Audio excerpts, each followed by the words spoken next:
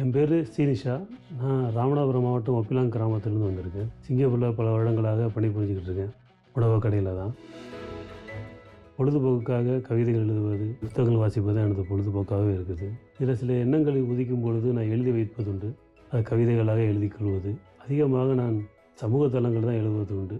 அதன் மூலம் சில நண்பர்களும் உண்டு. அதன் அடிப்படையில் சில வருடங்களாக தொடர்ந்து நான் கவிதைகளாக எழுதிக்கிட்டு இருக்கேன். சில குறுங்கதைகள் எழுதினதை தமிழகத்தில் சில பத்திரிக்கையில் வந்திருக்கு. அதை அறிந்த சாகுல் அண்ணன் அவங்க என்னை இணைந்த கைகள் பாகம் ஒன்றில் கலந்து கொள்ள கூப்பிட்டாங்க. அதன் அடிப்படையில் கலந்துக்கிட்ட பிறகு ஜெயா அவங்களோட பங்கேற்றுக்கொண்டேன். ஜெயா அவங்க கவிதைகளை பற்றி எழுதுறதை விட்டுட்டு இன்னும் நீங்கள் கதைகளை பற்றி எழுதணும்னு சொல்லி சில ஆக்கப்பூர்வமான சில ஆலோசனை தந்தாங்க. அதன் அடிப்படையில் இது புத்தகங்களை வெளியிட சில முயற்சிகள் எடுத்து இணைந்த கைகளுடைய நிகழ்ச்சியில் நான் கலந்துக்கிட்டது புதுவிதமான அனுபவம். ஏன்னா ஒரு தொலைக்காட்சி தொடர் அதில் நம்ம பங்கேற்கிறதோ இதன் மூலம் பரவலாக சில மக்களுக்கு நம்ம அறிமுகமாக இருந்தேன். சில வாழ்த்துனாங்க. சில உறவுகளுடைய நட்புகளும் கிடைத்தது. வாடிக்கையாளர் சொன்னாங்க, உங்களை பார்த்தேன் டிவியில் நல்லா இருக்கு, கவிதையாக எழுதியா நீ அப்படின்ட்டு எல்லாம் சந்தோஷப்பட்டாங்க. தொடர்ந்து எழுதுப்பா அப்படின்ட்டு அவங்க ஊக்கப்படுத்தினாங்க. இணைந்த கைகள் மூலமாக உங்களுக்கு மக்களோட அறிமுகம் கிடைக்கும். அறிமுகம் கிடைக்கும் பொழுது அது உங்களுக்கு 4 வாழ்த்துக்கள் கிடைக்கும் பொழுது நீங்கள் அதை நோக்கி நகரலாம். நீங்கள் இன்னும் பிரபலம் அடைகிறதுக்கு வாய்ப்புகள் இருக்குது. அதுக்கான தளமாக இது இருக்குது. மக்கள் அடைகிறதுங்கிறது ரொம்ப கஷ்டமான சூழல். இது போன்ற நிகழ்ச்சிகள் மூலமாக இப்போ சிங்கப்பூர் முழுவதும் வெளியாகும் பொழுது அவங்களுக்கு ஒரு அங்கீகாரம் கிடைக்கும். அது மூலமாக அவங்க பயணப்படலாம். நிறையா வாய்ப்புகள் இருக்குது. நம்ம லைஃப்பில் நமக்கு பிடிச்ச விஷயத்த நமக்கு என்ன இருக்கோ அதை வெளிப்படையாக கொண்டு போய் மக்களை சிரிக்க வைக்கணுங்கிறது தான் என்னுடைய நோக்கம். அதை நான் தொடர்ந்து பண்ணிகிட்டே இருப்பேன். என்னுடைய பெயர் பாஸ்கர். நான் ஒரு கண்டென்ட் கிரியேட்டராக இருக்கேன்.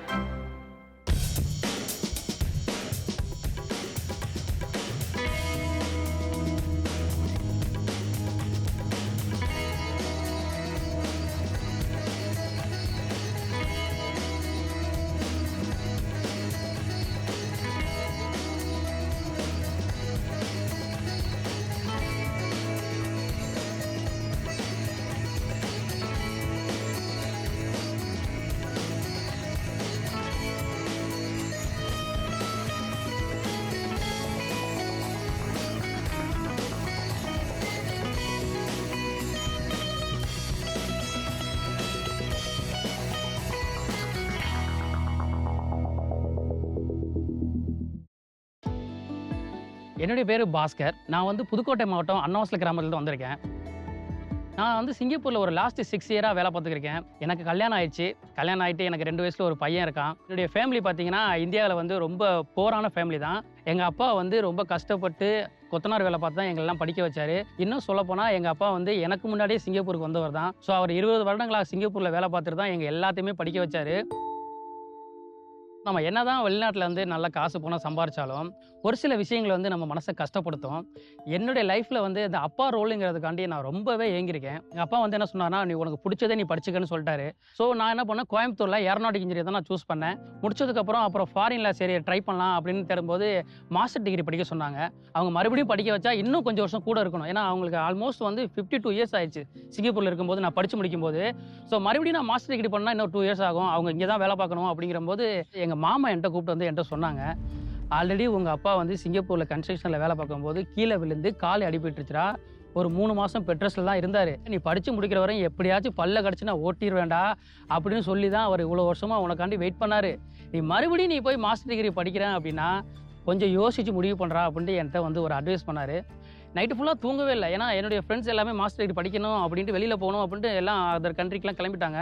ஸோ நான் மட்டும் யோசிச்சுட்டே இருக்கேன், எனக்கு படித்த படிப்புக்கு என்னுடைய பேஷன் நோக்கி போகிறதா, என்னுடைய கேரியரை டெவலப் பண்ணுறதா, இல்லை ஃபேமிலியை டெவலப் பண்ணுறதா அப்படின்ட்டு நைட்டு ஃபுல்லாக தூங்காமல் யோசிக்கும் போது எங்கள் அப்பா அந்த கீழே விழுந்த ஞாபகம் தான் வருது. மறுபடியும் நான் மாஸ்டர் டிகிரி எடுத்தேன்னா அவர் இன்னும் கஷ்டப்படுத்துகிற மாதிரி ஆயிருமே அப்படின்ட்டு நான் ஒரே வார்த்தை தான் சொன்னேன் எங்கள் மாமாட்ட, மாமா வேலையை ரெடி பண்ணுங்கள், எந்த வேலையாக இருந்தாலும் பரவாயில்ல உடனே ரெடி பண்ணுங்கள், நான் போகிறேன் அப்படின்னு சொல்லி எங்கள் மாமாட்ட சொன்னேன். எங்கள் மாமா ரெடி பண்ணிட்டாங்க.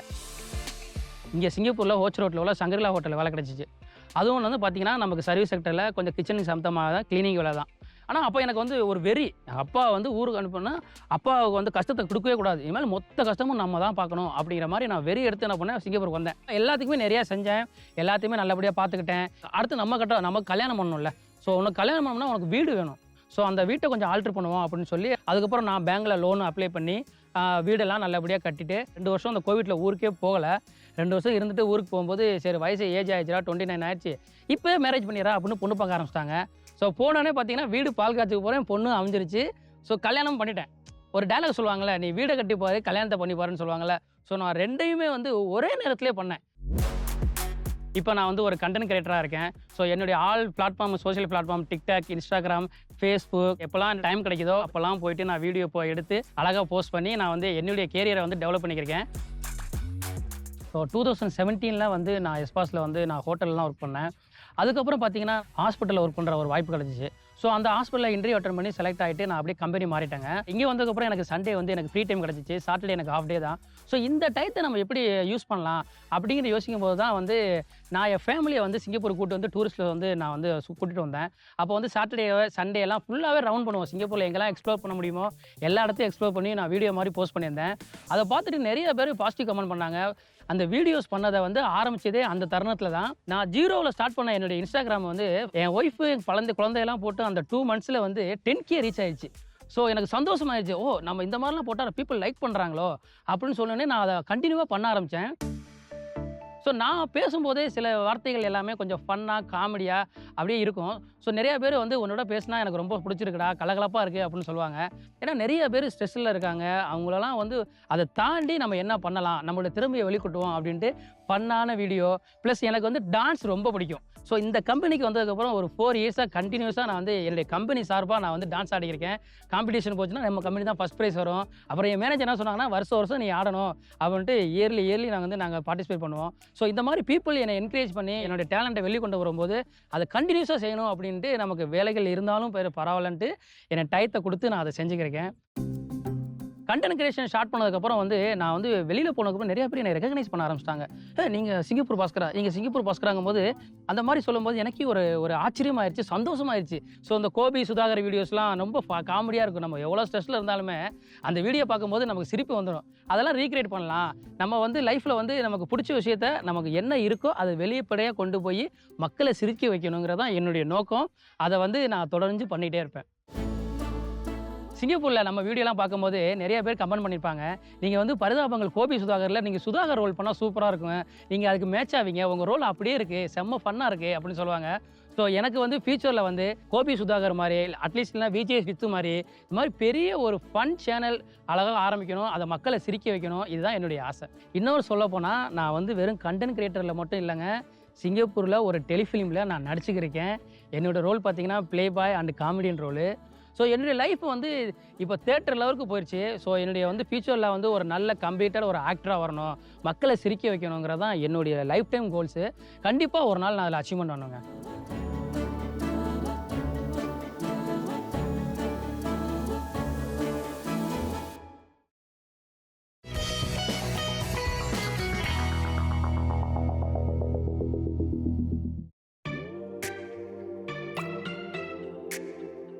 காய்ஸ் இன்னைக்கு வந்து மழை வெதர் பயங்கரமாக இருக்குது. ஓகே, மழைனா கூட விளையாட போயிருக்கலாம். இன்னைக்கு நான் வீடியோஸ் போட்டாங்க, இன்னைக்கு ஏதாவது ரீல்ஸ் போட்டாங்க. ரீல்ஸ் போடணும், வீடியோஸ் போடணுங்கிறனால என் புருஷன் தூங்கிட்டு இருந்த என்ன அடிச்சு எழுப்பி கூப்பிட்டு வந்திருக்கிறாரு. ஏமா அண்ணன் வாழ்க்கையில முன்னேறானாமா? இப்படி தூங்கி என்ன வாழ்க்கை ரொம்ப டச் பண்றீங்க. இன்னைக்கு எல்லாம் ஒண்ணா இருக்கும். இன்னைக்கு ஏதாவது பண்ணாதான் உன் வீட்டுக்காரமா இருக்காங்கதா, அவங்களுக்கு ஃபோன் பண்ணு, அவங்க நல்லா காமெடி பண்ணுவாங்க, எல்லாரும் உட்கார்ந்து வேடிக்கை பார்க்கலாம். சாப்பிடலாம், தேக்கா போயிடலாம். நான் சமைச்சே சாப்பிடலாமே. நம்ம போய் இங்க செஞ்சாங்களா வாங்கி வீட்டுல சமைக்கலாமே. சொல்லி நல்லா சமைக்குமே. சமைக்கிறது சமைக்கிற கண்டென்ட் தான் எல்லாரும் போடுறாங்க, அதை எப்படி போட முடியும்? நம்ம என்ன பண்றது, வேற என்னடா பண்றது? உனக்கு தானே யூஸ் பண்ண ஷாப்பிங் போலாமா? அப்ப மட்டும் அது சரியா கண்டென்ட் மட்டும் கேக்குற. ஷாப்பிங் இல்லையா? ஷாப்பிங் இல்ல, கிரிக்கெட் விளையாடுறது இல்லையா? ஷாப்பிங் போனா ஒரு நிறைய கண்டென்ட் கிடைக்கும். ஸோ இன்னைக்கு எதுவுமே பண்ண வேணாம், நமக்கு பிடிச்ச ஒரு டாப்பிக்கை பற்றி நம்ம எல்லாம் பேசுவோம், அதையே ஒரு ரீல்ஸாக போடுவோம். என்ன டாபிக்? லவ். தம்பி லவ்லாம் ஒன் வேர்ல சொல்கிறேன், உயிர். ஓகே மச்சான், நீங்கள் உங்கள் டேன். லவ்னா முடிவில்லாதது. இப்போதைக்கு எனக்கு பக்கத்தில் இருக்கிறது என் பொண்டாட்டி தான். செல்வி தான் என்னோட லவ். செல்வி. அப்போ லவ்வுக்கு மறுபேர் செல்வி. அப்போ செல்லுனா லவ்னு லவ். ஓகே அம்மா நீ சொல்லுமா. தினேஷ். அதுதான் பேச கேட்டு காய்ஸ் பார்த்தீங்கல்ல எப்படி நாங்கள் ரீல்ஸ் பண்ணுறேன்னு. இதே மாதிரி தாங்க என்னோட ஸ்டார்டிங் ஸ்டேஜில் வந்து என் ஃப்ரெண்ட்ஸ்கிட்ட டிஸ்கஸ் பண்ணி தான் ஒரு ரீல்ஸே நான் ஸ்டார்ட் பண்ணுவேன். உனக்கு பேச்சு திறமை இருக்குது, ஆக்டிங் திறமை இருக்குது, அதை ஏன் வெளில கொண்டு வர மாட்டேன்னு எனக்கு வந்து வெளியில் அதை கொண்டு வந்ததே என் ஃப்ரெண்ட்ஸு தான். அவங்கள்ட்ட ஒவ்வொரு விஷயமும் நான் டிஸ்கஸ் பண்ணி இது நல்லா இருக்குது, அது நல்லா இல்லை, அது நல்லா இருக்குது, இது நல்லா இருக்குன்ட்டு பேசி தான் நாங்கள் கண்டென்ட்டை ரைட் பண்ணி நாங்கள் கொஞ்சம் கொஞ்சமாக வளர்ந்து வந்திருக்கோம். எனக்கு வந்து இன்னும் I want to become a good comedians. அது சிங்கப்பூரில் ஆகணும்னு எனக்கு ரொம்ப நாள் ஆசை. அதனால தான் நான் வந்து சிங்கப்பூரில் ஃபேமஸான ஒரு காமெடியை நான் மீட் பண்ணலாம், அவங்க கூட ட்ராவல் போனால் நிறைய விஷயம் கற்றுக்கலாம், லைஃப்பில் எப்படி முன்னேறலாம் அப்படிங்கிறத வந்து நான் வந்து கற்றுக்கலான் இருக்கேன். கண்டிப்பாங்க ஒரு நாள் தரையில் பார்க்குற என்னைய இந்த திரையில் நீங்கள் கண்டிப்பாக பார்ப்பீங்க, எனக்கு நம்பிக்கை இருக்குது. All is well. Hello sir, இன்னைக்கு சிங்கப்பூர் மக்களே, இன்னைக்கு நம்ம யாரை பார்க்க போறோம்னா சிங்கப்பூரில் மிகப்பெரிய செலிபிரிட்டியை பார்க்க போகிறோம். அவர் யாருன்னா நம்ம வாடி எப்படி சார். அவரை பார்த்து இன்னைக்கு நம்ம வந்து நிறைய கொஸ்டின் கேட்க போகிறோம். ஐ எம் ரெடி வாடி சார். ஹாய் வாடி சார், எப்படி இருக்கீங்க? நல்லா இருக்கு. எப்படி இருக்கீங்க? நல்லா இருக்கேன் சார். ரொம்ப சந்தோஷம் உங்களை பார்த்ததுல. முதல்ல ஒரு காஃபி குடிச்சிட்டு ஆரம்பிக்கிறோம். Okay, சரியா? வாங்க.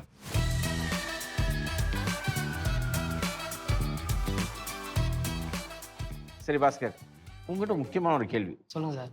ஏன் காமெடி? இந்த உலகத்தில் வந்து நிறைய பேர் ரொம்ப ஸ்ட்ரெஸ்ஸு, டிப்ரெஷனு அப்படி தான் வாழ்ந்துருக்காங்க. எனக்கு இந்த ஜோன் ரொம்ப பிடிச்சிருக்கு, மக்களை சிரிக்க வைக்கிறது. ஏன்னா இயல்பாகவே நம்ம வீட்டிலலாம் நாங்கள் ஒரு ஃபேமிலி, பெரிய ஃபேமிலி. அம்மாவோட பிறந்தவங்க 6 பையன் 6 பொண்ணுங்க. ஸோ சம்மருக்குலாம் வந்து நம்ம பெரியப்பா வீடு, மாமா வீடு, எல்லா வீட்டுக்கு போவோம். ரைட். ஆனால் அங்கே போகும்போது எல்லாரும் என்னை லைக் பண்ணுவாங்க, பாஸ்கர் இருக்கான அந்த இடத்துல. ஏன்னா அங்கே போனால் அந்த இடத்துல கலகலன்னு இருக்கும் அப்படின்ட்டு. என்ன மாதிரி காமெடி நீங்க செய்வீங்க? முன்னாடிலாம் டப்மேஷன் இருந்துச்சு. அது டப்மேஷனில் வந்து நாங்கள் வந்து வடிவேல் காமெடி எடுத்து நாங்கள் அப்படி டப்மேஷ் பண்ணுவோம். விவேக் சாரும் இன்னொருத்தர் வந்து வேலையில்லா பட்டதாரி இல்லை, ஆமா, அதில் வந்து கால் பண்ணுவார். சார் உங்கள் ஒய்ஃப் தானே, நேம் சொல்லுவாப்புல. ஆமாடா அப்படின்னு திரும்ப அப்பா ஒய்ஃப் வந்து இவரோட கனெக்டில் இருக்க மாதிரி. ஸோ அந்த மாதிரிலாம் ஃபன்னாக பண்ணுவோம். ஸோ அதெல்லாம் ஜாலியாக பண்ணிருக்கும் போது எல்லாத்துக்குமே பிடிச்சிருந்துச்சு. அதுக்கப்புறம் கொஞ்சம் கொஞ்சமாக நாங்கள் வந்து உங்களுக்கு பிடிச்ச காமெடின்னு சொன்னா யாருன்னு சொல்லுவீங்க? எனக்கு வடிவேல் தான் சார். வடிவேல் சார் தான் எனக்கு பயங்கரமாக பிடிக்கும். எனக்கு ஒரு திறமை இருக்குன்னு எனக்கு தெரியுது, அதை எப்படி வெளில கொண்டு போகிறது, எப்படி அடுத்த ஸ்டேஜுக்கு போகிறது எனக்கு தெரியல. இப்போ நிறைய வீடியோஸ் பார்ப்பேன், இப்போ மீடியா கஃபெல்லாம் எல்லாம் பார்ப்போம். உங்கள் வீடியோஸ்லாம் நிறைய சான்ஸ் கேட்டு வந்திருக்கீங்களா? இல்லை அப்படி இல்லை, உங்கள்கிட்ட கற்றுக்கிட்டு என்னுடைய அடுத்த லெவலுக்கு நான் எப்படி முன்னேறணும். ஏன்னா நான் ஒரு வேலை பார்த்துக்கிட்டு இதையும் எனக்கு பிடிச்சி ஸ்கிரிப்ட் எழுதுவீங்களா? எழுதுவேன் சார். ஆக்சுவலி நான் 2 ஷார்ட் ஃபிலிம் நானே எடுத்திருக்கேன். நானே சிங்கப்பூருக்கு வந்ததுக்கு அப்புறம் வந்து இல்ல லைஃப், இளைஞருடைய வாழ்க்கை வெளிநாட்டுல வந்து சுகமா இருக்கா இல்ல சோகமா இருக்கா, அது பார்த்த பிறகு எல்லாரும் அழுதாங்களா இல்ல சிரிச்சாங்க? ஆமா அது அழுதாங்க. அதுல வந்து ஃபர்ஸ்ட் ஹாஃப்ல வந்து சிரிச்சாங்க. காமெடி சொல்லிட்டு அழுவ வைக்கிற மாதிரி கேட்டீங்க. ஏன்னா அது வந்து லைஃப் இல்ல, அப்புறம் லைஃப் வந்து சோகமா இருக்கும், காமெடி வந்து வேற மாதிரி இருக்கு. 2 ஜோன்ல வச்சிருந்தேன் அதுல. அதாவது நம்ம வந்து அந்த காலத்துல வந்து சிறுவர் மேடை அப்படி சொல்லிட்டு வானொலி நாடகம் வந்து நடிக்க வானொலியில் நடிக்கும் போது அங்க வந்து நல்ல நண்பர்கள் குழு சேர்ந்துச்சு. இப்போ ரவீந்திரன் ஒரு நண்பன் வந்து நீ நம்ம மேடை நாடகங்கள் போடலாமே அப்படின்னு அந்த வயசுல சொல்லிட்டு இருந்தான். 16-17 வயசு தான். இங்க சிங்கப்பூர்ல. அப்ப மேடை நாடகம் போடுவோம் சொல்லிட்டு சரி எல்லாம் சேர்ந்து குழுவா ஒரு மேடை நாடகம் போட்டோம். அதை பார்த்த பிறகு எல்லாருக்கும் பிடிச்சி போச்சு. ரவீந்திரன் வந்து தவறிட்டான் அந்த வயசுல, ரொம்ப இளம் வயசுல. அப்ப அதுக்கப்புறம் அவன் பேரை வச்சு ரவீந்திரன் நாடக குழு அப்படி சொல்லிட்டு ஒரு நாடகம் போட ஆரம்பிச்சோம். நான் வந்து வித்தியாசம் நாடகம் போடணும் ஒரு ஆசை எனக்கு, அதாவது பரிச்சாத்து நாடகங்கள். அப்ப அப்பப்ப கொஞ்சம் இந்த வாழைப்பழத்துல ஊசி ஏத்துற மாதிரி அப்ப கொஞ்சம் காமெடி போட்டு அப்படி பண்றது. அதை பார்த்த பிறகு தொலைக்காட்சி டைரக்டர் வந்து பிடிச்சி போச்சு சில விஷயங்கள் நான் பண்றது. சரி நீங்க இந்த வந்து செய்யுங்க, இந்த நாடகம் பண்ணுங்க. நம்ம வந்து நாடகம் தான் ஆரம்பிச்சேன். அதுக்கப்புறம் தெரியாதனமா ஒரு காமெடி ஸ்கிட் வந்துச்சு. அது செய்யும் போது அது பெரிய ஹிட் ஆயிடுச்சு. அதாவது ஒரு உண்மையான கலைஞன் வந்து முதல்ல வந்து ஒரு நல்ல ரசிகனா இருக்கணும், ரசிக்கணும் இல்லையா? இப்ப இந்த வடிவேலு காமெடி, தங்கவேலு காமெடி, அந்த காலத்துல தங்கவேலு காமெடி, அதுக்கப்புறம் நிறைய பேர் இல்லையா, விவேக் எடுத்துக்கலாம், அந்த காலத்துல எடுத்துக்கிட்டா நாகேஷ் ஆரம்பிக்கணும் இல்லையா, அவர் தான் வந்து லெஜெண்ட். அவரு என்சைக்ளோபீடியா. அதுக்கப்புறம் தங்கவேலு எடுத்துக்கலாம், அவங்களாம் அந்த காலத்து. அப்புறம் NS கிருஷ்ணன், அவர் பேசும்போது உங்களுக்கு தெரியும் நல்ல ஒரு பப்ளியா பேசுறாரு, ரொம்ப சந்தோஷமா பேசுறாரு, மற்றவங்களை சந்தோஷம் அடைய வைக்கணுங்கிற ஒரு நோக்கத்தோட பேசுறாரு. அந்த ஒரு குறிக்கோள் வந்து ரொம்ப முக்கியம் ஒரு நகைச்சுவை நடிகனுக்கு. என்ன சில சமயம் வந்து நம்ம பேசுறத வந்து அவர் கேட்கணும். நம்ம பேசி முடிக்கிறதுக்குள்ளார அவர் வந்து பதில் பேசிடுறாரு, டப்புன்னு பேசுறாரு. இப்போ நகைச்சுவைங்கிறது வந்து சில சமயம் காது கொடுத்து கேட்கணும். அப்ப சொல்லுவாரு, காதை மடக்கி கேளுடா அப்படிமாரு. மடக்கி கேட்கணும். ஏன்னா அவங்க சொல்ற விஷயங்களை வச்சு நம்ம இன்னும் பல விஷயங்களை நகைச்சுவை எடுத்து சொல்லலாம். என்னுடைய ஆசை என்னன்னா சிந்திக்க வைக்கணும், சிரிக்க வைக்கணும். விவேக் சார் மாதிரி அவருடைய காமெடி சாப்பிடுறாங்க. அதை சும்மா சிரிச்சிட்டு போறதை விட அந்த நேரத்துல சும்மா ஒரு லைட்டா ஒரு விஷயம் சொன்னோம்னா அது போய் சேரும் மக்களுக்கு. சில சமயம் காமெடி வந்து நம்ம சுத்தி நிறைய நடக்கும். கண்டிப்பா ரொம்ப தேவையில்லாத விஷயங்கள் நிறைய நடக்கும் நம்ம சுத்தி. ஆனா அதை பார்த்து நம்ம என்ன சிரிக்க ஆரம்பிக்கணும். ரொம்ப ஆத்திரப்படக்கூடாது. நான் எனக்கே சொல்லிக்குவேன், சில விஷயங்கள் வந்து நம்மள வந்து ஆத்திரத்தை உண்டாக்குறதுக்கு வாய்ப்பு இருக்கு. ஆனா நான் நினைப்பேன், சரி வேண்டாம், ஆத்திரம் சிரிப்போமே, என்னடா நடக்குது, என்னடா ஒரு பண்றாங்க. வாழ்க்கை தானே, சிரிச்சு. அப்ப அதை பயன்படுத்தி சில சமயம் என்னுடைய காமெடி ரூட்டீன்ல போடுறது சில விஷயங்கள் எடுத்து. Super sir, super sir. இப்போ நீங்கள் சொல்கிறீங்களே அந்த நாடகம் கலை நிகழ்ச்சி நடக்குது, அப்புறம் வந்து தமிழில் வந்து அவங்க சொல்லிக் கொடுக்குறது, இதெல்லாம் நமக்கு தெரியாது.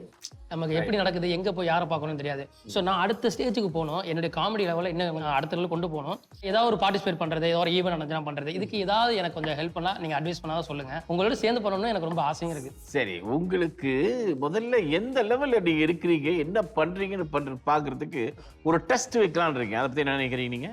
Okay, I am ready. முதல் டெஸ்ட் இதுதான். இந்த தேர்வு என்னன்னா ரொம்ப சிம்பிள். என்னோட ஷெஃப் ஃப்ரெண்ட் ஹனீஸ் இருக்கார் உள்ளார. ஓகே, சரியா? அவர் சமைக்க போறாரு. அவங்களோட சேர்ந்து நீ வந்து கலாட்டா பண்ணணும், காமெடி பண்ணணும். ஓகே, சரியா? அந்த ஒரு ரீல் கட் பண்ணணும், பட்டன் எடிட் பண்ணி என்கிட்ட காட்டணும். Okay, I am ready. கம கம அது நறுமணம் வீசுதே. மிஸ்டர் ஹனீஸ். ஓ வணக்கம். ஷெஃப் ஹனீஸ் இவர்தான் ஷெஃப் பாஸ்கர். இவர் வந்து இப்போ வந்து உங்களோட சேர்ந்து சமைக்க போறாரு. சமைக்க போறாரு, காமெடி தான் பண்ண போறாரு. சமைக்க விட்டுறாதீங்க, ஏன்னா நான் சாப்பிட்டோம். பாஸ்கர் சார், முதல் சவால். ஓகே, என்ன டிசப்பாயிண்ட் பண்ணிடாதீங்க. காமெடி மட்டும் தான், சாப்பாடு நான் சாப்பிடணும். நமக்கு மனசுல ஆய மாதிரி இன்னைக்கு வந்து கேரளா ஃபுட்ல என்ன ஐகானிக் ஃபுட் இருக்கோ அதை பண்ணி கொடு. ஓகே, நம்ம ஸ்பெஷலா அப்பங்க. அப்போ வேற வேற புட்டு இருக்கு.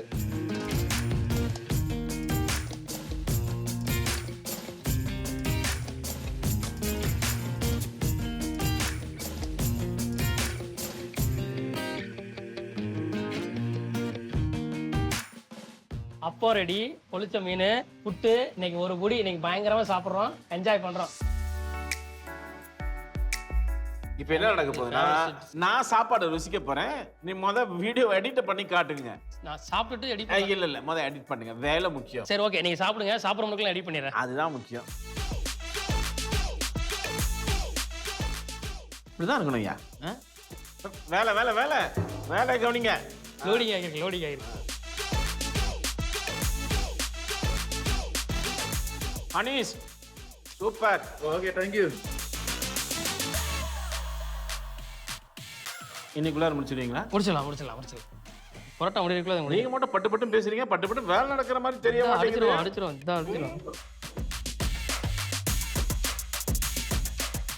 நல்லா இருக்கா பாருங்க.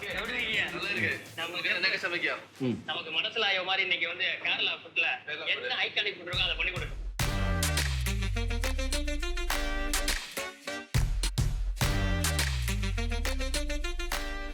நல்ல முயற்சி. ஓகே, காமெடினா அதுல வந்து இன்னும் கொஞ்சம் நீங்க இன்னும் சில விஷயங்கள் சேர்த்துருக்கீங்க. ஆட் பண்ணலாம். ஓகே, அப்புறம் அந்த ரெடி அந்த யூடியூப்ல அந்த சொல்லுவாங்க, அது என்ன லைன்? அது ஆல்வேஸ் வெல்கம். அந்த மாதிரி ஒரு இது சொன்னீங்க இல்லையா? அது வந்து ஒரிஜினல் இல்லையா? அப்ப உங்க பாணி கொஞ்சம் ட்ரை பண்ணுங்க, அதே எனக்கு பிடிச்சிருக்கு. ஓகே, அவருக்குன்னு ஒரு பாணியை அவர் வந்து உருவாக்கணும். ஏன்னா அப்போ வந்து சில சமயம் வந்து அவர் என்ன பண்றாரு, அந்த சினிமா தாக்கம் நிறைய தெரியுது இருக்கலாம், சினிமா தாக்கம் இருக்கலாம். ஏன்னா சில சமயம் வந்து எல்லாருக்கும் தெரிஞ்ச ஒரு நகைச்சுவை வந்து சினிமாவில் வந்து அந்த நகைச்சுவை வந்து அது திருப்பி செய்யும்போது நிச்சயமாக சுவாரஸ்யமாக இருக்கும், சிறப்பாக இருக்கும். ஆனால் என்னை பொறுத்த மட்டும் பாஸ்கர் கிட்ட வந்து ஒரு தனித்துவம் இருக்குன்னு நான் நினைக்கிறேன். அவரை அது வந்து அதை வளர்த்துக்கணும். அப்போ அவர் செய்யும்போது இது பாஸ்கர் அப்படின்னு எல்லாரும் பார்ப்பாங்க. நம்ம வந்து வீடியோஸ் பண்ணும்போது என்னென்ன தப்பு பண்ணோம் நமக்கு தெரியாது.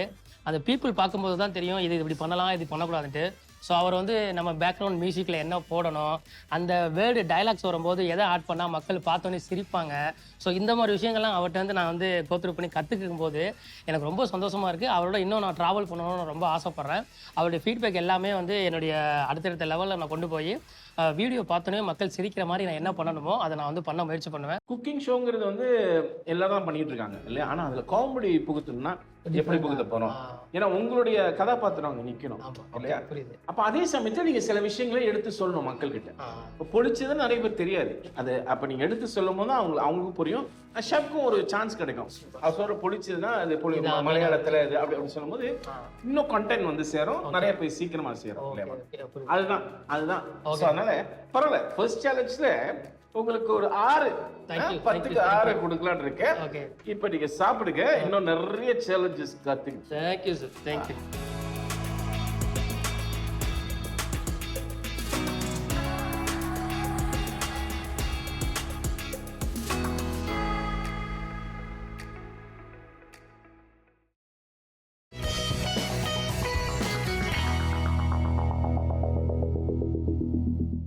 வடி சாருக்கு நான் கால் பண்ண போகிறேன். Hi sir. ஒரு அடுத்த சவால். சார் சொல்லுங்க சார். சர்வசாஸ்திர படம் பார்த்துருக்கீங்களா? ஆமாம் சார் பயங்கரமாக இருக்கும். நடிப்பு நட்சத்திரம், நகைச்சுவை மன்னன், திருநாயகன் கூட சொல்லலாம் நம்ம நாகேஷ் சார். ஓ லெஜண்ட். சூப்பரா கலக்கி இருப்பாரு. ஆமாம் சார். அவர் வந்து நகைச்சுவை மட்டும் இல்ல, சோகமான காட்சிகள் நடிக்கிறது கூட நம்ம மனசை உலுக்கி எடுத்துடுவாரு. ஆமா பயங்கரமா இருக்கும். அவரோட அந்த காட்சியை தான் நீங்க என்ன பண்ண போறீங்கன்னா, உங்களுக்கு விருப்பமான நகைச்சுவை நடிகர் வடிவேலுன்னு சொன்னீங்க இல்லையா? ஆமா எனக்கு பிடிச்ச நடிகர். அப்ப நீங்க வடிவேலு கதாபாத்திரமா அந்த நாகேஷ் நடிச்ச அந்த காட்சியை நடிச்சு எனக்கு கிருதியா செஞ்சு கொடுக்குறீங்க, சரியா? Okay sir. ஒரு பெரிய சவால் உங்களுக்கு. அது மட்டும் இல்லாம உங்க ரியல் ஃப்ரெண்ட்ஸ் எல்லாம் வந்துட்டாங்களா? வந்துட்டாங்க. ஹாய் தினேஷ். ஆமா சார். சரி சூப்பர். நீங்களும் தயாரா இருக்கீங்களா? தயாரா இருக்கும். ரெடி? ஆக்சுவலி எனக்கு பிடிச்ச காமெடி நடிகர் யாருன்னா வடிவேல் சார் தான். ஆனால் சார் வந்து ஒரு டாஸ்க் கொடுத்துருக்காரு. நாகேஷ் சாருடைய பானையும் வடிவேல் சாருடைய உடல் பாகம் வச்சு ஒரு காமெடி சீனு, அதுக்கேற்ற மாதிரி நான் டைலாக் எழுதி அந்த சீனை ஷார்ட்டாக பண்ண சொல்லியிருக்காரு. Okay sir. எத்தனை நிமிஷத்தில் முடிக்கணும் சார்? டைமிங்கு, டூரேஷனு? ஏன்னா ரொம்ப தூரம். சீக்கிரம் வச்சுருங்க. ரொம்ப செஞ்சிடாதீங்க. ஓகே. தமிழ் படத்தை எடுத்து கூட்டுறாதீங்க எனக்கு. ஓகே.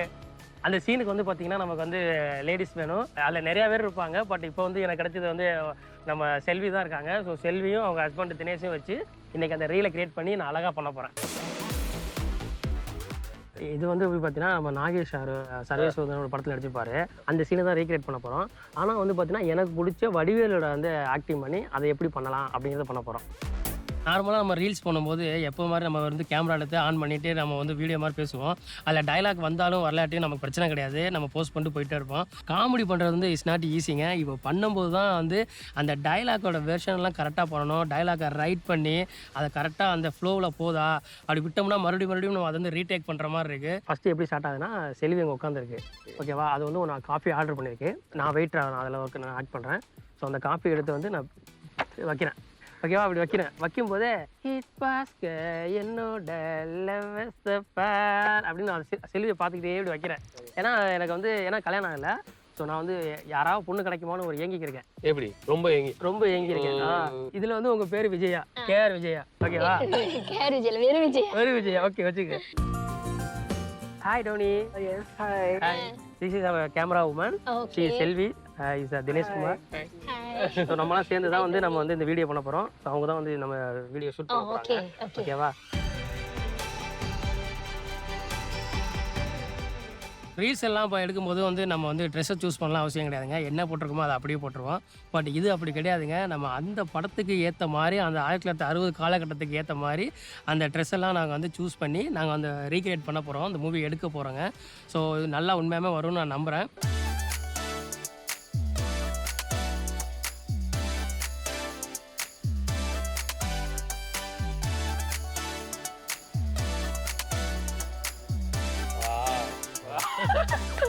எங்களுக்கு வந்து ரொம்ப நெர்வஸாக இருக்குது. நாங்கள் வந்து அந்த வீடியோ எடுக்கிறதுக்கு முன்னாடி ஒரு ரிஹர்சல் எடுத்து பார்த்துக்க போகிறோம். இப்போ தான் வந்து ட்ரை பண்ண போகிறோம். ஸோ நான் வந்து வரும்போதே ஒரு காப்பி எடுத்து வரல, வரும்போதே நான் அப்படியே பாடிக்கிட்டே வருவேன். ஹிட் பாஸ்க என்னோட லவ்வர்ஸ் தப்பான்னு வச்சுட்டு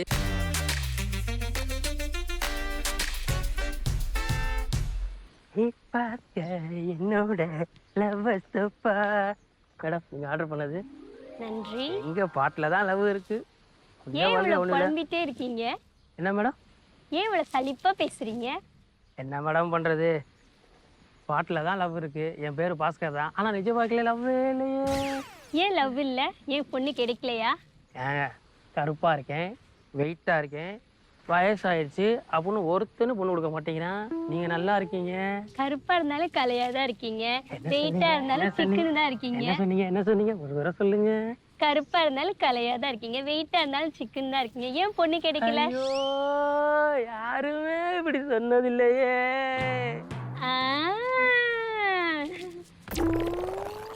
யாரு இது? நீ யாருடா? புருஷன்டா. வழி சார் சொன்ன மாதிரி நாங்கள் வந்து அந்த சீனை வந்து எங்களால் முடிஞ்ச அளவுக்கு நாங்கள் நல்லா பண்ணியிருக்கோம். ஆனால் இன்னுமே எங்களுக்கு வந்து ரொம்ப நெர்வஸாக இருக்குது. ஏன்னா வந்து வடிவேல் சார் மாதிரி அந்த ரியாக்ஷன் எல்லாம் வந்திருக்கான்னு தெரியல. ஆனால் வடி சார் வந்து எதிர்பார்த்த அளவுக்கு நாங்கள் பூர்த்தி செஞ்சுருக்கோன்னு ஒரு நம்பிக்கை இருக்குது. அவருடைய ஃபீட்பேக்காண்டி நாங்கள் வெயிட் பண்ணுறோம். கண்டிப்பாக நல்லா பண்ணியிருக்கோன்னு நம்புகிறோம். ஸோ சார்ட்ட நம்ம கேட்போம் எப்படி எடுத்துருக்கோட்டு. ஹாய் சார், எங்களால் முடிஞ்சதை நாங்கள் பண்ணியிருக்கோம் சார். சரி, வீடியோ பார்த்துட்டேன் நானு. சரி, இது நீங்க பாத்தீங்க இல்லையா? ஆமாம். என்ன வித்தியாசமா இன்னும் பண்ணிருக்கலாம், மாத்தி இருக்கலாம் அப்படின்னு நினைக்கிறீங்க நீங்க? அதை சொல்லுங்க நீங்க. இன்னும் கொஞ்சம் ஃபேஸ் ரியாக்ஷன் பண்ணி கொஞ்சம் டயலாக் லென்த் பண்ணி இன்னும் கொஞ்சம் சிரிக்க வச்சா நல்லா இருந்திருக்குமோன்னு என்னுடைய ஃபீல் தெரிஞ்சு. இப்ப நீங்க வரும்போது, நடந்து வரும்போது அங்க ஒரு காமெடி பண்ணிருக்கலாம். இப்போ உதாரணத்துக்கு வரும்போது அவங்க உங்களை பாக்கல இல்லையா இன்னும்? ஆமா. சோ பாடிட்டு வரும்போது டப்புனு அந்த ட்ரிங்க கீழே போட்டுறீங்க. ரைட்டா? ஓகே. ட்ரிங்க போட்டு உடனே எடுத்து அது பண்ணாலே கொஞ்சம் அங்க கொஞ்சம் சிரிப்பு வரும் இல்லையா? வந்து போட்டா கீழே. சரி, எடுத்து போட்டு அப்ப திருப்பி பாடிட்டு வரும்போதே அந்த ஒரு பெரிய ஸ்டைலா ஒரு ஆடிக்கிட்டு, ஆனா அந்த ரொம்ப கேவலமா இருக்கணும் அந்த டான்ஸ் ஸ்டெப் போடுறது. அதான் அவங்க சிரிக்க வைக்கணும். கரெக்டாக புரியுது. வடி சாரோட ஃபீட்பேக் வந்து உண்மையிலுமே எனக்கு ரொம்ப மோட்டிவேஷனாக இருந்துச்சு. வடிவேல் சாரோட எடுத்து நம்ம அந்த ரோல் பண்ணும்போது அவருடைய ஃபேஸ் ரியாக்ஷனு, அதுக்கப்புறம் பாடி ரியாக்ஷனு, அப்புறம் அவர் விழும்போது அவர் எப்படி விழுந்து மக்களை சிரிக்க வைப்பார். இன்னொன்று வந்து இன்றைக்கி நான் அவர்கிட்ட வந்து கற்றுக்கிட்டதுனா அந்த ஸ்லாங் அது வந்தால் தான் மக்கள் அங்கே சிரிப்பாங்க அப்படின்னு அவர் சொல்லும்போது அது உண்மையிலுமே அது வந்து ஏற்புடையது. அதை நான் அவர்கிட்ட வந்து இன்றைக்கி நான் கற்றுக்கிட்டேன். அப்புறம் வந்து பேசும்போது எக்ஸ்கியூஸ் மீ, அது எக்ஸ்கியூஸ் மீ அவர் வந்து ஒரு மாத்தி பேசுவார். ஸ்லாங் கரெக்ட் ஸ்லாங் அது போட்டுருக்கலாம். அந்த நீங்க இன்னும் கொஞ்சம் ஆட் பண்ணிருக்கலாம். ஓகே. அவரோட ஃபீட்பேக் எல்லாமே கிளியரா எப்படி வந்து இம்ப்ரூவ் பண்ணணும்னு சொல்லிட்டு கரெக்டா வந்து சொல்லியிருந்தாரு. அந்த ஃபீட்பேக்லேருந்து நிறைய லேர்ன் பண்ணிட்டோம். அவங்க வடி சார் சொன்னதெல்லாம் நிறைய இன்ஃபார்மேட்டிவாக இருந்துச்சு. எப்போதுமே அந்த சைட் நடிக்கிறவங்களுக்கும் வந்து நம்ம வந்து கொஞ்சம் இடைவெளி கொடுக்கணும். அவங்களுக்கும் கொஞ்சம் ஸ்கோர் பாயிண்ட் கொடுக்கணும், ஸ்கோர் பாயிண்ட் பண்றது. அப்ப அவங்களும் வந்து அவங்களும் காமெடி பண்றதுக்கு நம்ம வந்து கொஞ்சம் வழிவகுத்து கொடுக்கணும். முதல்ல வந்து காமெடி செய்யும் போது அவர் எழுத கத்துக்கணும்னு நினைக்கிறேன். அதாவது ஒரு ஸ்கிரிப்ட் இருக்கணும். அந்த ஸ்கிரிப்ட் பிரகாரம் நம்ம செய்யணும். அப்போ ஒரு ஸ்கிரிப்ட் எழுதிட்டோம்னா அதுக்கப்புறம் அந்த ஸ்கிரிப்டை மேலும் மேலும் வந்து நம்ம மெருகூட்டலாம். அது சொல்லுவாங்க, சட்டியில் இருந்தாலும் அகப்பையில் வரும்னு சொல்லுவாங்க. அது மாதிரி ஒரு ஸ்கெலிட்டல் ஸ்கிரிப்ட் மாதிரி அவர் இருந்துட்டு அது மேல அவர் வந்து மேலும் மேலும் வந்து கொஞ்சம் மாத்தி வித்தியாசம் பண்ணிருக்காரு, இன்னும் நல்லா இருந்திருக்கும். அடுத்தடுத்த ரீல்ஸ் நான் பண்ணும்போது கண்டிப்பா இம்ப்ரூவ் பண்ணி இதுக்கு சார் சொன்ன மாதிரி அந்த டைலாக்கு, அந்த ஸ்லாங்கு, பாடி வெர்ஷனு எல்லாத்தையுமே கொண்டு நான் வந்து பக்காவா பண்ணுவேன். காமெடிங்கிறது ஒரு குரூப்பா செய்யும் போது அந்த கோஆர்டினேஷன் இருக்கணும். சரி சார். கொடுக்கல் வாங்கல் இருக்கணும். அது மட்டும் இல்லாம எல்லாரும் ஸ்கோர் பாயிண்ட் பண்ணணும். கண்டிப்பா சார், கண்டிப்பா. இன்னும் கொஞ்சம் கண்டிப்பா சார். நெக்ஸ்ட் டைம் கண்டிப்பா ட்ரை பண்றேன் sir. Thank you sir. Thank you for feedback sir. நல்லதா அந்த பாட்டு கரெக்ட்டா அந்த பாஸ்கர் அந்த பாட்டு கனெக்ட் பண்ணீங்க பாத்தீங்களா? ரொம்ப அருமையா இருந்துச்சு. சரி சார். இன்னும் கொஞ்சம் டைம் இருந்தா இன்னும் கொஞ்சம் நீங்க இன்னும் மெருகு விட்டுருப்பீங்க. ஆமா சார், கண்டிப்பா சார். குட். Thank you. சவால்ல pass. Thank you.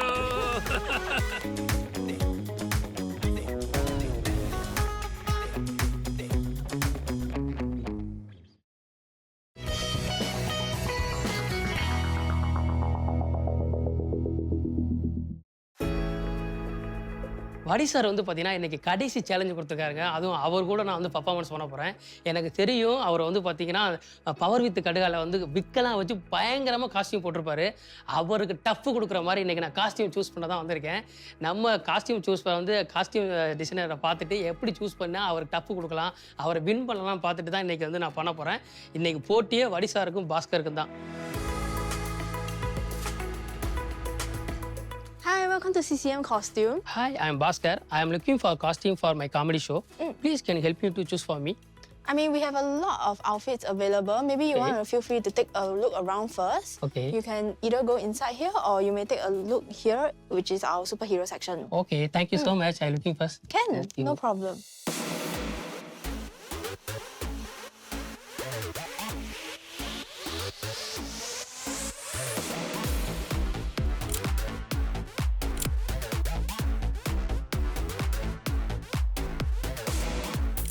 So basically in this section we have our Halloween costumes and we have like court jester outfits, and this is The Greatest Showman from the musical. You want to take one? Yes. Can. Yes. You're able to try it. We also have the changing rooms available. Wow. We also have props available. So such as The Greatest Showman, you can use this stick. Okay. Yeah, something like that. Whoa.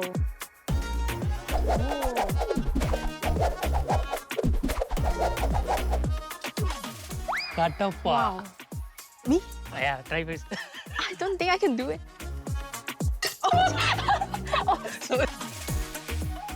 Basically, at CCM Costume, most of our customers are actually other businesses. So, such as we host their D&Ds. So basically, they are corporates, but there's also like individuals that come in, or maybe like a group of friends that just want to rent costume and have fun together. So basically, our main purpose, I would say, is to rent our costumes out so that people can enjoy and have fun and live the moment. Finally 3 costume நான் choose பண்ணிட்டேன். ஆனால் இது எனக்கு first டைமுங்க. செம்ம ஹெவியாக இருக்குது. இது எப்படி இருக்குன்னு தெரியல. நான் ட்ரை பண்ண போகிறேன். பார்ப்போம் எப்படி இருக்குன்ட்டு.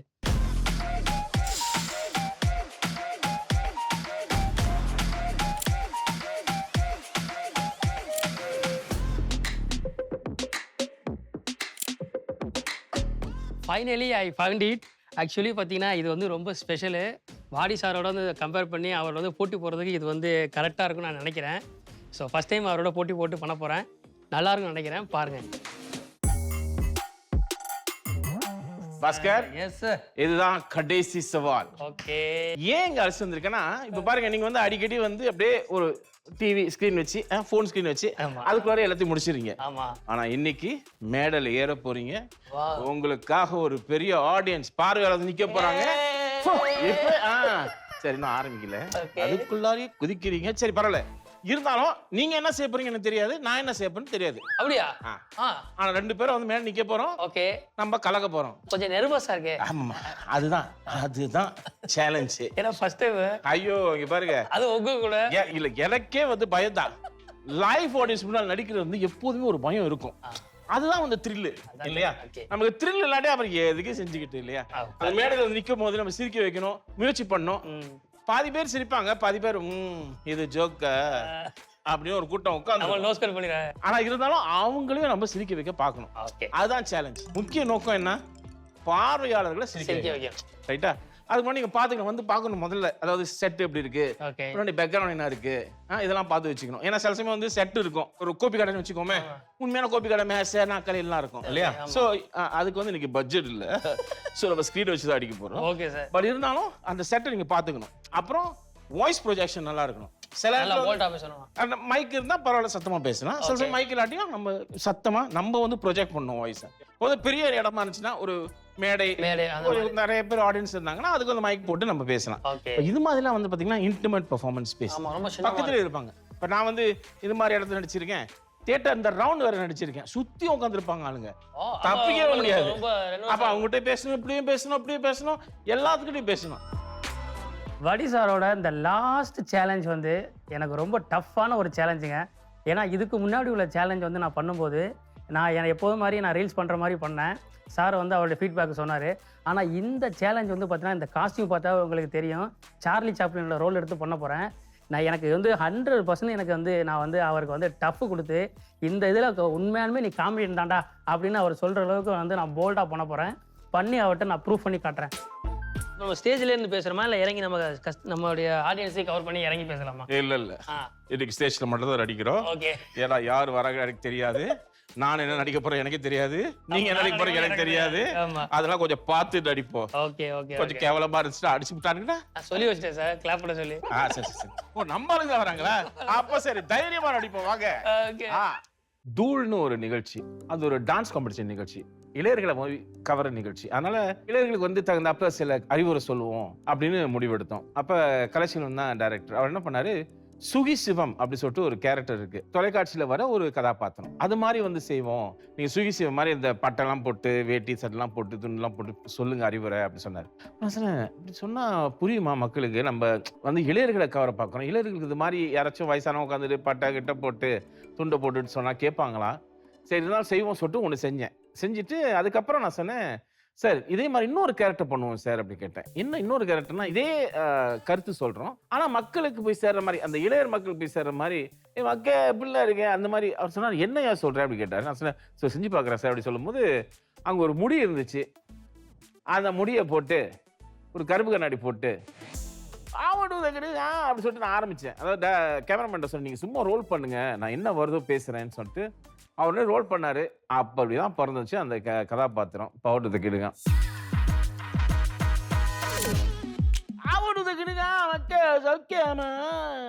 ஆக்சுவலி என்னுடைய ரீல்ஸ் எல்லாம் பார்த்தீங்கன்னா நான் பயங்கரமாக பேசுவேன், பேசியே தான் வீடியோ போடுவேன். ஆனால் இந்த ரோல் வந்து பார்த்தீங்கன்னா சார்லி சாப்ளின் ரோலு. அவர் பேசவே மாட்டார், ஒன்லி ஆக்ஷன்லேயே காமெடி பண்ணணும். ஸோ இது வந்து பயங்கரமான சேலஞ்சு வந்து எனக்கு ரொம்ப இதாக இருக்குது. பட் இருந்தாலும் இந்த சேலஞ்சில் வந்து நான் கண்டிப்பாக 100% வந்து எனக்கு பிடிச்ச மாதிரி மக்களை சிரிக்க வைக்கிற மாதிரி நான் வந்து எதுவுமே பேசாமல் ஆக்ஷன்லேயே மக்களை சிரிக்க வைக்க போகிறேன்.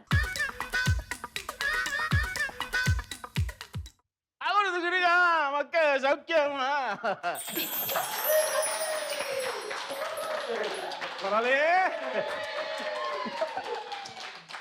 அஞ்சொலி தான் கொடுத்தேன், 50 ஒலி கை தட்டுறீங்க.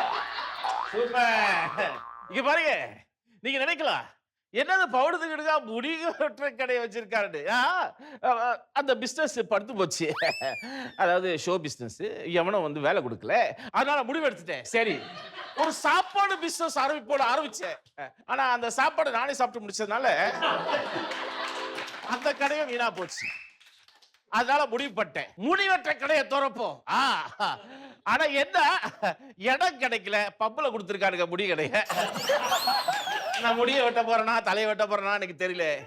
ஆனா கடவுளே, எனக்கு முடி வெட்ட தெரியாது, இருந்தாலும் எந்த ஒரு இழிச்சவாய வந்து இன்னைக்கு மாற்றானோ அவன் தலையை நம்ம இல்ல முடிய வெட்ட போறோம்.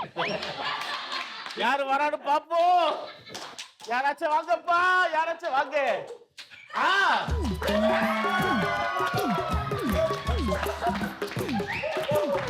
சார்லி சாப்ளின் வாங்கய்யா, வாங்க உட்காருங்க. கமான். இது எப்படி போடுறது என்ன குத்திராதீங்க, இருட்டா இருக்கு வேற. உட்காருங்க. யோ அங்க இல்லையா, இங்க ஐயா. அது கத்தி இருக்கு எங்காச்சும் வெட்டி. இங்க பாருங்க, இலை சாப்பாடு போடுற மாதிரி முதல்ல இந்த மாதிரி ஏப்ரன்லாம் போடணும். அந்த குச்சியை கீழே வைக்கிறீங்களா, என்னமோ கர்ணனோட குண்டல கவசம் மாதிரி ஒட்டிக்கிட்டு பிறந்த மாதிரி போட்டு. சரி, இப்ப உங்க முடிய எப்ப கடைசியா குளிச்சீங்க? சரி பண்ணல.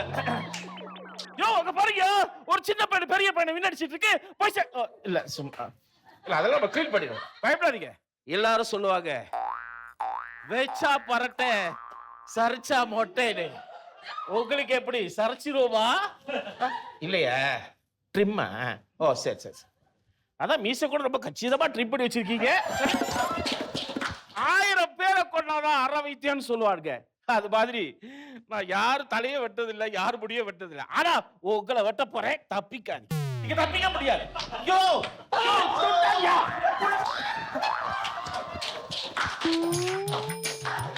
இருந்த ஒரு கிளாயனும் போயிட்டா ஐயா. நான் முடிவு எடுத்துட்டேன், என் முடிய நானே வெட்ட போறேன். இப்படி வெட்டும். இது வந்து பாஸ்கருக்கு ஒரு பெரிய சேலஞ்ச் தான். ஏன்னா அவரோட காமெடியை வந்து அந்த பேச்சில் தான் வந்து ஆளுங்களை வசீகரம் பண்றது. இதுல பேச்சே இல்லாம மூவ்மெண்ட் மட்டும்தான். எனக்கு என்ன பிடிச்சிருந்துச்சுன்னா அந்த கமிட்மெண்ட் டு த கேரக்டர், அந்த மேக்கப், அந்த ஷேவ் பண்ணிக்கலாம். அவர் ஷேவ் பண்ணிருக்காரு, உண்மையிலேயே ஷேவ் பண்ணிருக்காரு. அது வரையில அது ஷேவ் பண்ணிருக்காரு. இந்த கேரக்டருக்கு வந்து நான் கரெக்டா செய்யணும் அப்படிங்கிற ஒரு எண்ணத்துல அந்த கமிட்மெண்ட் எனக்கு ரொம்ப பிடிச்சிருக்கு. ஏன்னா ஒரு கேரக்டர் நடிக்கணும்னா அந்த கதாபாத்திரத்தை நம்ம வந்து ஆயிடணும் இல்லையா? அந்த கமிட்மெண்ட் எனக்கு ரொம்ப பிடிச்சிருக்கு. அது காரணம் நீங்க தான். ஏன்னா மேடையில் நடிக்கிறது வந்து முக்கியமா நமக்கு தேவை வந்து அந்த தைரியம், மனதைரியம், நமக்குள்ளார ஒரு தன்னம்பிக்கை இருக்கணும். எல்லாமே இருக்கு உங்களுக்கு, சரியா? இந்த சவால் ஃபுல் பாஸ். ஸோ இந்த ஷோவில் வந்து எனக்கு வந்து வடி சாரை மீட் பண்ண ரொம்ப தேங்க்ஸ். ஏன்னா வந்து நான் வச்சேன், நான் பண்ணுறதான் காமெடி, மக்கள் சிரிக்கிறாங்க அப்படின்னு நான் நினச்சேன். But it's not a comedy. அது நமக்குள்ளே தான் சிரிக்கிற மாதிரி இருந்துச்சு. ஆனால் சாரை மீட் பண்ணி எனக்கு அந்த சேலஞ்சு கொடுத்தாங்க.